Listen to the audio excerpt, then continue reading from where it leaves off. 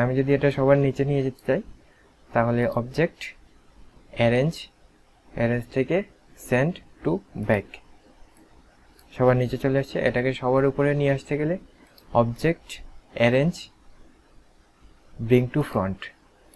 আবার এটাকে একটার নিচে নিয়ে যেতে চাইলে অ্যারেঞ্জ তারপরে সেন্ড ব্যাকওয়ার্ড, একটার নিচে চলে আসছে। আবার হলুদটাকে যদি আবার এটাকে যদি উপরে এক ধাপ নিয়ে আসতে চাই তাহলে অ্যারেঞ্জ তারপর ব্রিং ফরওয়ার্ড। তো এভাবে করে আপনারা উপরে নিচ করে নিতে পারেন। হ্যালো ভিউয়ার্স, আজকে আমি আপনাদের দেখাবো আপনারা শেপ কিভাবে নেবেন। তো এখানে অনেকগুলো অপশন আছে, এগুলো আমরা ধীরে ধীরে শিখব। প্রথমে আমরা শেপ দিয়ে শুরু করি। তো এইখানে যে আপনারা বক্সের মতো দেখতে পাচ্ছেন চারকোনা চতুর্ভুজ, এখানে যদি আমরা রাইট ক্লিক করি তাহলে অনেকগুলো অপশন দেখাবে। রেক্টেঙ্গল টুল, রাউন্ডেড রেক্টেঙ্গল টুল, এলিপস টুল, পলিগন টুল, স্টার টুল এবং ফ্লায়ার টুল। তো আমরা আজকে দেখব রেক্টেঙ্গল টুল।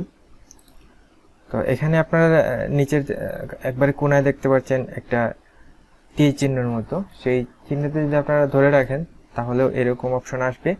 আবার যদি আপনারা এখানে রাইট ক্লিক করেন তাহলেও এই অপশনগুলো আসবে। এই দুইভাবে আপনারা অপশনগুলো চেঞ্জ করতে পারবেন। তো বন্ধুরা, আমি আর্টবোর্ড একটি নিয়েছি এবং এই আর্টবোর্ডের মধ্যে আমি আমার শেপগুলো আমরা কিভাবে ব্যবহার করব সেটি আমরা দেখি। তো সর্বপ্রথমে আমি একটি রেক্টেঙ্গুলার টুল নিলাম, নিয়ে আমি যদি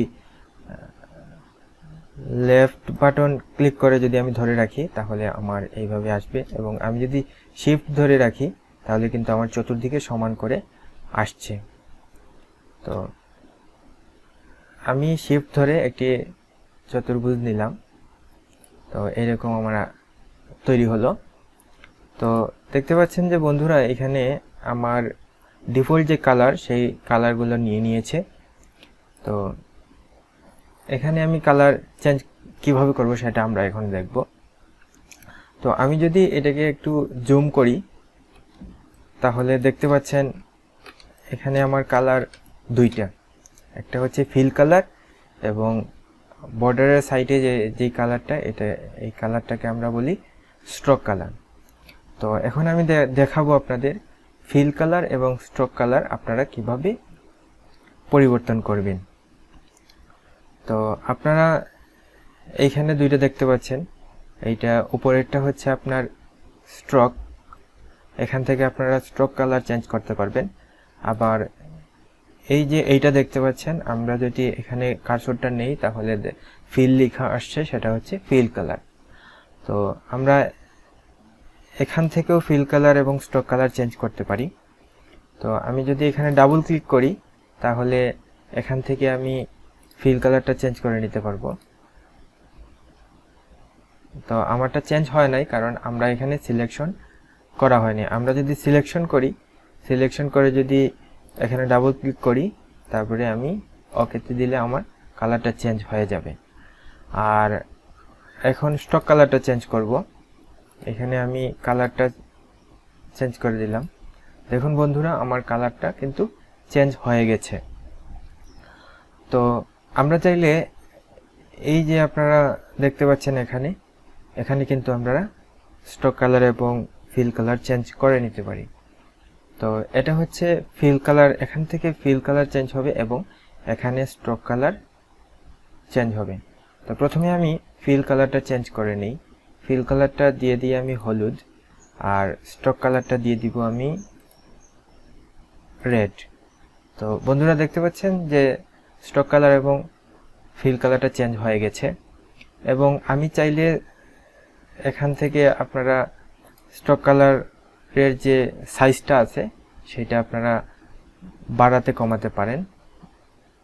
এখান থেকে আপনারা বাড়িয়ে কমিয়ে নেবেন। আবার বেসিক থেকে আপনারা যদি এখানে ক্লিক করেন তাহলে এটা রাউন্ডেড হবে। তো বিভিন্নভাবে দেওয়া আছে, এগুলো আপনারা চেঞ্জ করে দেখবেন কোনটা কেমন। আমি যদি সবগুলো দেখাতে চাই তাহলে আমার ভিডিওটি অনেক বড় হয়ে যাবে, আর বাকিগুলো আমরা ধীরে ধীরে দেখব।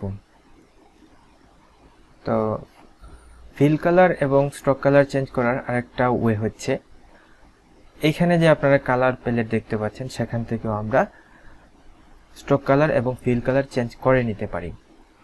তো দেখুন বন্ধুরা, এখানে স্ট্রোক কালার এবং ফিল কালারের জন্য কালার দেওয়া আছে। তো আমরা এখান থেকে চেঞ্জ করার জন্য আপনার একটা জিনিস মাথায় রাখতে হবে, যে এখানে আপনার দেখে নিতে হবে আপনার কোনটা উপরে আছে। আপনার যেইটা উপরে থাকবে সেইটাই কিন্তু এখানে কালার চেঞ্জের জন্য কাজ করবে। তো এখানে আমার ফিল কালার উপরে আছে। এখন যদি আমি এখানে ক্লিক করি তাহলে আমার ফিল কালারটা চেঞ্জ হবে। এই যে দেখুন, আমার ফিল কালারটা চেঞ্জ হচ্ছে। আর আমার স্ট্রোক কালারটা যদি উপরে থাকে তাহলে আমার স্ট্রোক কালারটা চেঞ্জ হবে। তো এইভাবে আপনারা স্ট্রোক কালার এবং ফিল কালার চেঞ্জ করে নিতে পারেন। তো এখন আমার এই যে স্ট্রোক আছে সেটা আমার প্রয়োজন নাই, সেটা আমি কিভাবে বাদ দিব। তো বাদ দেওয়ার জন্য আমার স্ট্রোক কালারটা উপরে আছে। এখানে দেখুন বন্ধুরা, আমি প্রথমে স্ট্রোক কালারটা আমি বাদ দিই। তো বাদ দেওয়ার জন্য এখানে আপনারা দেখছেন নিচে 3টা অপশন আছে। তো আমি যদি এই নানে ক্লিক করি তাহলে আমার স্ট্রোকটা চলে যাবে। আবার আমি যদি এখানে ক্লিক করি, কালারে ক্লিক করি, তখন আবার স্ট্রোকটা আবার ফেরত এসেছে। আর এটা হচ্ছে আপনার গার্ডিয়ান, আপনি গার্ডিয়ান কালার এখান থেকে ইউজ করতে পারেন, যে কোনো কালার। এটা আমি আপনাদের পরে দেখাবো, আপাতত এতটুকুই থাক। এখন ফিল কালারটা আপনি কিভাবে এখন বাদ দিবেন, নান করবেন। তো এখানে দেখুন যে ফিল কালারটা আমার উপরে থাকতে হবে। আমি ফিল কালারের উপর ক্লিক করলে সেটা উপরে চলে আসবে, অথবা আমি যদি শুধুমাত্র কিবোর্ড থেকে এক্স ক্লিক করি তাহলেও চেঞ্জ হবে। তো আমি এখানে ক্লিক করলাম, ক্লিক করে তারপরে আমি এখন নান করে দিলাম। তো দেখুন বন্ধুরা, আমার ফিল কালারটা চলে গেছে। তো আমি ফিল কালার চাচ্ছি, সেহেতু আমি এখানে ফিল কালারটা রেখে দিলাম। তো আরেকটা জিনিস আপনারা দেখুন, আমি স্ট্রোক কালারটা একটু বড় করে নিই, 10 করে দিলাম। এখন আমি যদি এই যে তীর চিহ্ন, এখানে যদি আমি ক্লিক করি, দেখেন আপনারা কি চেঞ্জ হয়। আমার স্ট্রোক কালার এবং ফিল কালার কিন্তু এক্সচেঞ্জ হচ্ছে। আমি এখানে ক্লিক করলে আমার ফিল কালার এবং স্ট্রোক কালার দুইটা চেঞ্জ হচ্ছে। স্ট্রোক কালার হচ্ছে ফিল কালার এবং ফিল কালার হচ্ছে স্ট্রোক কালার। তো এভাবে চাইলে আপনারা কালারগুলা চেঞ্জ করে নিতে পারেন। এখন আমি চাচ্ছি আমি স্ট্রোক কালারটা বাদ দিয়ে দিই। আগে স্ট্রোক কালারটা বাদ দিয়ে দিলাম,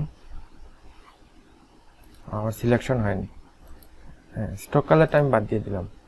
এখন আমি চাচ্ছি এটা আমি কপি করব। কপি করার জন্য Ctrl+C, আপনি যদি Ctrl+V পেস্ট করেন তাহলে কিন্তু কপি এভাবে যে কোনো জায়গায় হবে। কিন্তু আমি চাচ্ছি যে কপি এখানে আপনার আছে, আমি এডিট থেকে দেখাই তাহলে আপনারা বুঝবেন। তো কপি করার জন্য আমি যদি এডিটে চলে যাই, তো এখানে দেখা যাচ্ছে কপি, আপনারা Ctrl+C দিয়ে করতে পারেন। আমি কপি করলাম, কপি করে আমি এখন পেস্ট করে দিব। Ctrl+V যদি আমি করি তাহলে দেখেন কি হয়। তো কপি করার পরে Ctrl+V যদি দেই, সেটা আমার আর্টবোর্ডের যে কোনো জায়গায় সে দিয়ে দিচ্ছে। তো এটাকে আমি ডিলিট করে নিই। এখন আমি আবার সিলেকশন করি, সিলেকশন করে কপি করি। কপি করার পরে আমি যদি Ctrl+F দেই তাহলে দেখেন কি হয়, সেটা এটার উপরে চলে এসেছে। এখানে আমি এখন আলাদা করে নিই। আবার Ctrl+C দেই, কপি,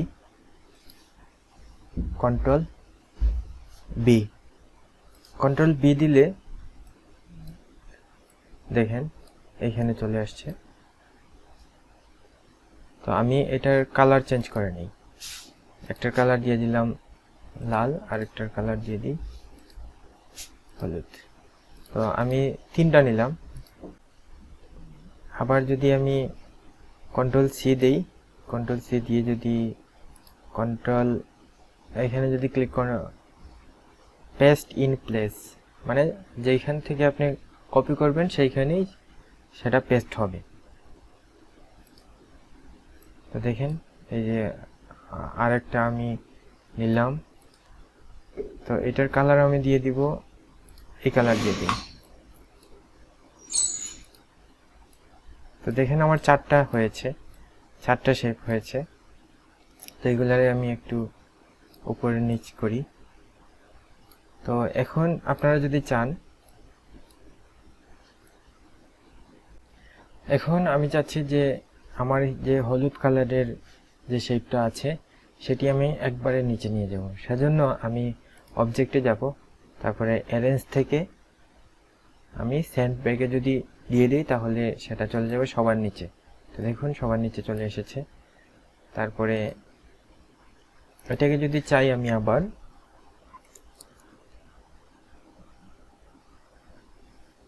বিং ফ্রন্ট যদি আমি ক্লিক করি তাহলে আবার উপরে চলে আসছে। এভাবে আপনারা উপরে নিচে নিতে পারেন। তো আপনারা যদি কিবোর্ড দিয়েও চান তাহলে কিবোর্ড দিয়ে কন্ট্রোল শিফট তারপরে থার্ড ব্র্যাকেট যদি দেন, স্মল থার্ড ব্র্যাকেট যদি দেন তাহলে একবারে নিচে যাবে, আর আপার থার্ড ব্র্যাকেট যদি দেন তাহলে উপরে চলে যাবে। তারপরে আপনি যদি চান এটা আবার সেন্ড ব্যাকওয়ার্ডও করতে পারেন।